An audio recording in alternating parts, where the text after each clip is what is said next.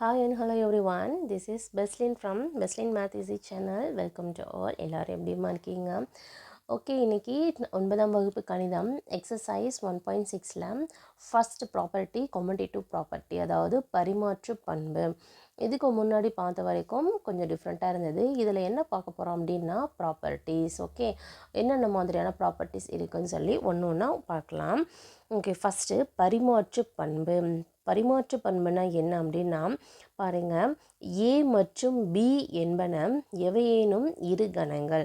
அப்போ என்ன சொல்கிறாங்க, ஆக்சுவலாக 2 செட்ஸ் எடுத்திருக்காங்க. A and B are 2 sets. அப்போ ஏங்கிறது ஒரு செட் அண்ட் பிங்கிறது another செட். ஓகேவா? அப்போது இரு கணங்கள், அப்போ 2 செட்ஸ் அப்படின்னா எப்படி இருக்கும்? ஆக்சுவலாக இங்கே எத்தனை செட் எடுத்திருக்காங்க? ஏபி.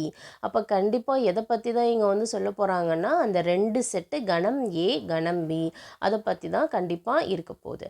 அப்போ எப்படி இருக்குது பாருங்க. First A union B, A சேர்ப்பு B is equal to B சேர்ப்பு ஏ, பி யூனியன் ஏ. இது எதுக்குள்ளது? ஆக்சுவலாக சேர்ப்பு.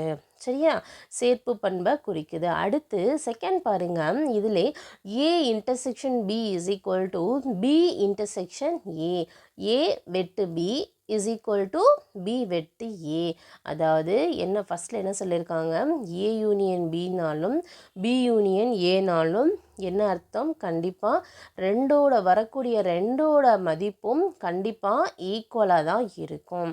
அதே மாதிரி கணம் ஏபி 2 செட்டு இருக்குது அப்படின்னா ஏ வெட்டு பினாலும் பி வெட்டு ஏ அப்படின்னாலும் கண்டிப்பாக எப்படி தான் இருக்க போது வரக்கூடிய ஆன்சர், அந்த கன அடையாளம் அதுக்குள்ளே இருக்கக்கூடிய அந்த ஒவ்வொரு உறுப்பு செட் ஆஃப் எலமெண்ட்ஸ் கண்டிப்பாக எப்படி இருக்கும்? ஈக்குவலாக தான் இருக்கும். சரியா? ஸோ அப்போ என்ன சொல்லுது பரிமாற்று பண்புனா என்ன?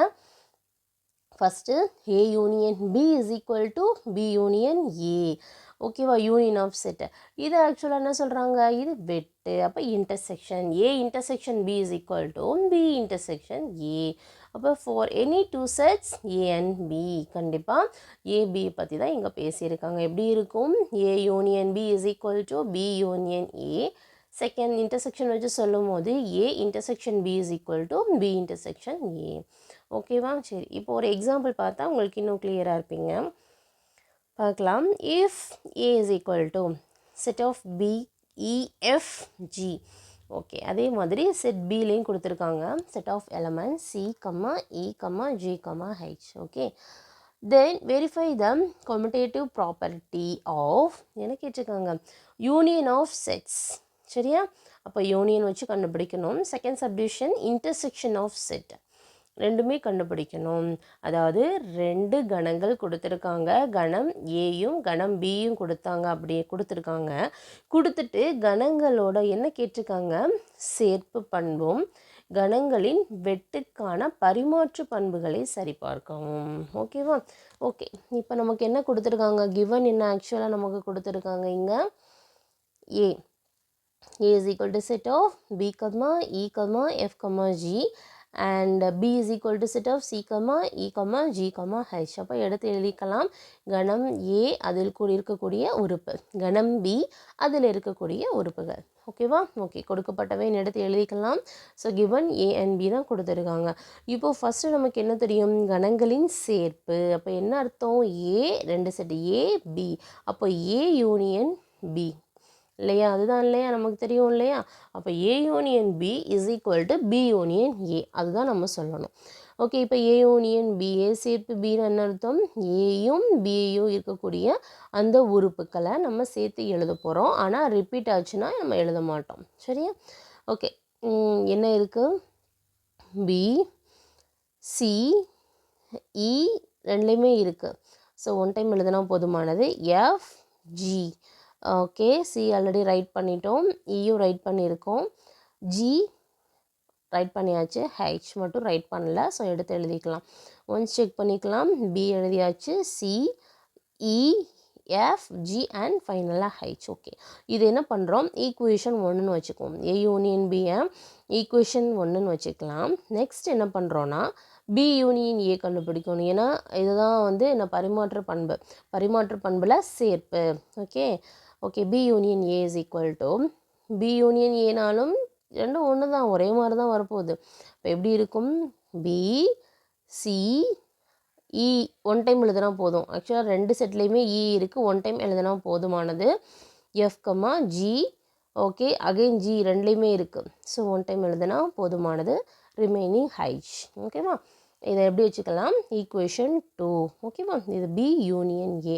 ஃபஸ்ட் என்ன ஃபைண்ட் அவுட் பண்ணோம், ஏ யூனியன் பியும் is equal to B union ஏவாக இருக்கணும். அதாவது இதில் இருக்கக்கூடிய உறுப்புகளும் இந்த கணத்தில் இருக்கக்கூடிய உறுப்புகளும் எப்படி இருக்கணும், சமமாக இருக்கணும். ஓகே, பார்க்கலாமா. ஓகே, இங்கேயும் பி இருக்குது, B C C E E F F G H, இங்கே ஜிஹெச். அப்போ ஈக்குவேஷன் 2. அப்போ நமக்கு என்ன தெரியுது, ஃப்ரம் 1 and 2லேருந்து A union B is equal to B union ஏன்றது கன்ஃபார்மாக தெரியுது. ஓகேவா, ஏன்னா ரெண்டுமே ஈக்குவல். ஏ யூனியன் பியில் இருக்கக்கூடிய செட் ஆஃப் எலமெண்ட்ஸும் பி யூனியன் ஏல இருக்கக்கூடிய செட் ஆஃப் எலமெண்ட்ஸும் சமமாக இருக்குது இல்லையா.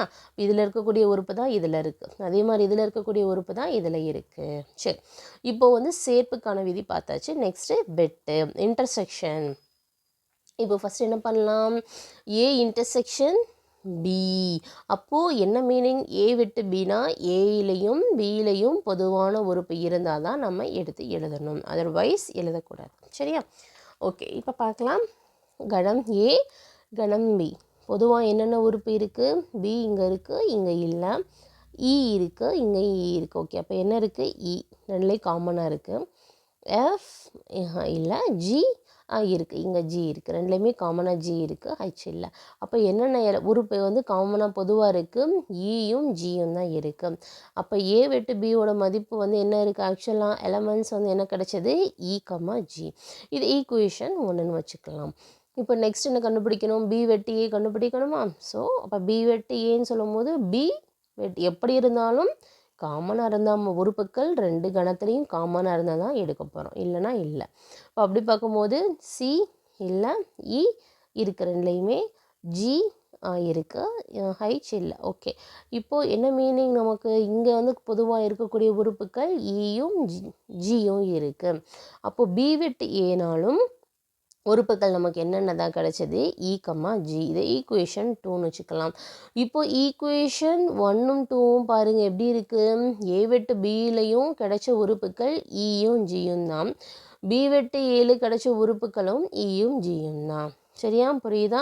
அப்போ ஃப்ரம் 1 and 2 ஈக்குவேஷன் 1 மற்றும் 2லிருந்து நமக்கு என்ன தெரியுது, ஏ வெட்டு B is equal to B வெட்டு ஏங்கிறது கன்ஃபார்மாக தெரியுது. அப்போது கணங்களின் வெட்டு மற்றும் சேர்ப்பு எப்படி இருக்குது, பரிமாற்று பண்பை வந்து பெற்றிருக்கிறது, அதாவது பரிமாற்று பண்பு உடையது அப்படின்னு சொல்லி நம்ம இந்த இதை வந்து கம்ப்ளீட் பண்ணிக்கலாம். உங்களுக்கு புரியணுன்றதுக்காக நான் வந்து ஒரு எக்ஸாம்பிள் கொடுத்துருக்கேன். நீங்கள் கண்டிப்பாக அந்த எக்ஸாம்பிள் ஃபாலோ பண்ணிங்கன்னா உங்களுக்கு மறக்காது. ஓகேவா, ஸோ அதோட ரூல் என்னென்னு பார்த்துக்கலாம். ஸோ என்ன சொல்லிடலாம், வெரிஃபை பண்ணியாச்சு.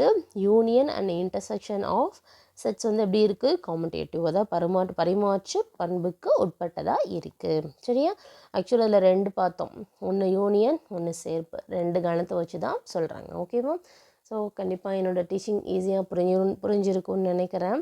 ஸோ நம்மளோட சேனலை சப்ஸ்கிரைப் பண்ணாதவங்க கண்டிப்பாக சப்ஸ்கிரைப் பண்ணுங்கள், கூட பெல் ஐக்கானையும் சேர்த்து கிளிக் பண்ணுங்கள், உங்கள் ஃப்ரெண்ட்ஸ்க்கு இன்ஃபார்ம் பண்ணுங்கள். டவுட்ஸ் இருந்ததுன்னா கமெண்ட் பண்ணுங்கள், மறந்துடாமல் லைக் பண்ணுங்கள், ஷேர் பண்ணுங்கள். Okay, thank you.